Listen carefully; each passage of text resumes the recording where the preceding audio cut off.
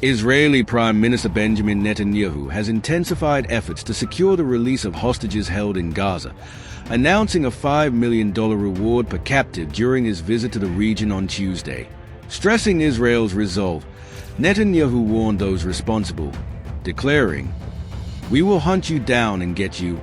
His statement highlights the hostage crisis as a central issue in the ongoing conflict, with significant domestic and international implications.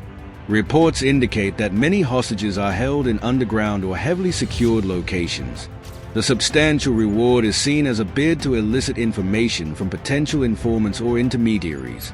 Haaretz notes that this strategy reflects heightened pressure on Hamas, accused of using hostages as leverage.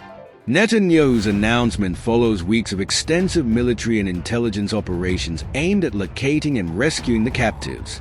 The global response to Israel's strategy has been mixed. While the reward initiative demonstrates a proactive approach, organizations like Amnesty International have criticized the broader military campaign in Gaza for exacerbating civilian suffering. Palestinian health officials report over 11,000 civilian deaths amid Israeli airstrikes, raising questions about the proportionality of its actions and their impact on hostages' safety. Humanitarian groups continue to call for restraint and a focus on diplomatic solutions. Hamas, which governs Gaza, has denied mistreating hostages and claims they were taken in retaliation for Israeli airstrikes. In a statement to Al Jazeera, a Hamas spokesperson emphasized the group's openness to negotiations but accused Israel of exploiting the crisis to justify its offensive. Despite calls for a ceasefire, Israel remains steadfast in its military operations, viewing them as essential to its security and efforts to retrieve the captives. Netanyahu's approach has faced criticism at home.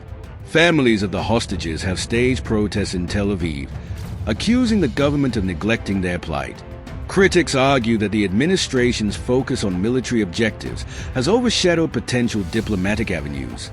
Netanyahu, however, maintains that every possible effort is being made, reiterating his commitment to securing the hostages' safe return. The $5 million reward could disrupt internal dynamics within Gaza. Analysts suggest the offer may exploit tensions between Hamas and smaller factions, potentially yielding actionable intelligence. However, others warn that the initiative risks escalating violence, with militant groups possibly using hostages as further leverage. Middle East Eye reports that divisions within Gaza's militant network could either complicate or facilitate negotiations, depending on how the reward is perceived. The situation on the ground remains dire. Gaza's healthcare infrastructure is collapsing, with hospitals overwhelmed and critical supplies dwindling. According to the World Health Organization, the ongoing blockade and relentless bombardment have deepened the humanitarian crisis, with aid organizations urging immediate action to address basic needs. Despite international appeals, efforts to deliver aid have faced significant obstacles, prolonging civilian suffering.